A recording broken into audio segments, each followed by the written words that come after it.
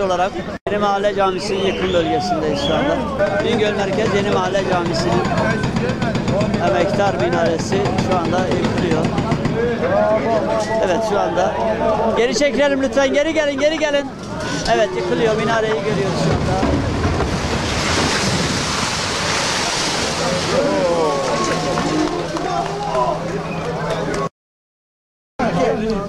Evet, yıkım sonrası.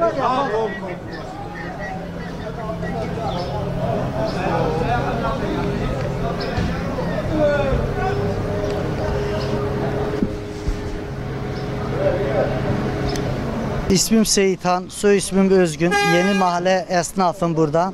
Bizim camimiz zaten 2 yıldır kapalıdır. İnşallah yeni bir cami yapıyorlar. Daha güzel, daha sağlıklı. Hepimizin için hayırlı uğurlu olsun. Yalnız burada biraz da yapacağız. Burada bir iş güvencesi falan yoktur. Ama bu kadar millet burada toplanıyor. Yıkım yaptığı zaman en azından zabıtalar ya da güvenlik güçleri burada önlem alacaktı. Şu anda her taraf toz toprak içindedir. Toz toprak olduğu için en az da bir su atacaktılar. Yani 1-2 saattir buradayız. Bir su görmedik attığımız için. Ya bu konuda bizi çok rahatsız ediyorlar. Toz toprak içindeyiz. Biz bu konuda yani çok rahatsız oluyoruz ama en azından camidir. Biz bir şey diyemiyoruz. Cami hepimiz yardımcı olmamız lazımdır. Yani sonuçta bunu başka bir şey diyemem. Hepimiz için hayırlı uğurlu olsun. Cami burada 2 yıldır kapalıdır. Bu cami burada tüm esnaflar öldü. En azından cuma günleri bir hareketlik oluyordu. Taziyede bir hareketlik oluyordu. Yani inşallah en yakın zamanda yapımına başlıyorlar. Bayram sabahları kalkıyorduk, burada camiye gidiyorduk. En azından bizim camimiz şenlikti. Millet ta öbür mahallelerden geliyordu burada namaz kılmaya, birbirlerimizi kucaklıyorduk. Yani bu sene bayram oldu, gittik mescite, yani kimimiz birbirlerimizi gördük, kimimizi görmedik yani. Aynen diyeceğim ki ona çocuk raportacı ona cami sağlamıyor. Hali madavite cemaat maaş geldiğini hali. Ma pek mutluyum, mutlu görüşler ruhu. Yani neyse ben diyeceğim ki halbuki hayırlıkar, yer hayırlıkar. Ne kadar zararken cami içine sağlam mı? İle bir yeni bir cami yapar inşallah.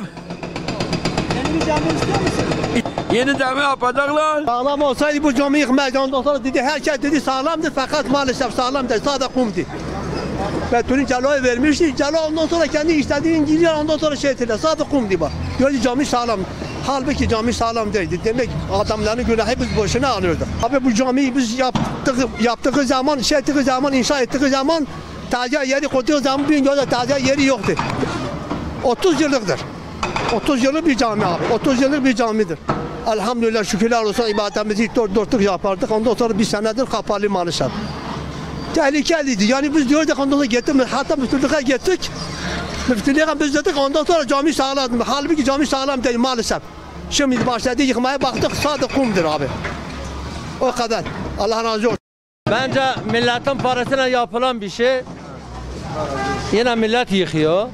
Camimiz normaldi. Caminin altında dükkan olmadığı için, rant olmadığı için mecbur yıkıp 2 kat dükkan yapacaklar. Üstü de düz cami. Daha böyle bir şey yok. Böyle bir manzara bulamazsın da. Bir hafta zaten bak toz dumana da bakıyorsunuz. Yeni yapılan cami de milletimize hayırlı olsun. Ben inanmıyorum hayırlı olsun da yani olsun diyelim yani. Tabii ki milletin yani en az 1 milyon insanın parası var bu camide. 10 senede ancak tamamlandı. Benim de param var, babamın var. Herkesin emeği var burada. Ama onların emeği boşa gider mi gitmez mi Allah bilir onu. Bundan sonra da ben bu camiye de para verip cami yaptırmam. Niye yıkıyorlar ki niye bir de yaptıram? Cami sağlamdı. Bu kadar söyledim. Camimiz yıkıldı. Çok üzüldük, anılarımız orada kaldı. İnşallah yenisi yapılır diyelim. Önceden Kur'an okumaya gelirdik buraya. Namaz kılmaya gelirdik. Ramazan ayında namaz kılmaya gelirdik. Öyle işte. Ben her zaman babamla gelip namaz kılardım. O her zaman Kur'an okuduk. Her zaman Ramazan'da gelip namaz kılardık. Abi yeni mahalle camisi hayırlısıyla yıkılıyor. Allah'ın izniyle yeni cami yapacağız yerine. Tabi bakalım yani büyüklerimiz, babalarımız, dedelerimiz bizim yaptığı zamanda yapabilirsek ne mutlu bize.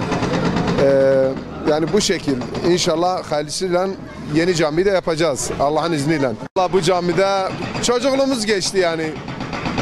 Çocukluğumuz bu camide geçti. Epey bir fayda gördük. Manevi bir ortamımız vardı Allah'a binlerce şükür. Güzeldi yani anılarımız çok güzeldi bu camide. Allah'a çok şükür.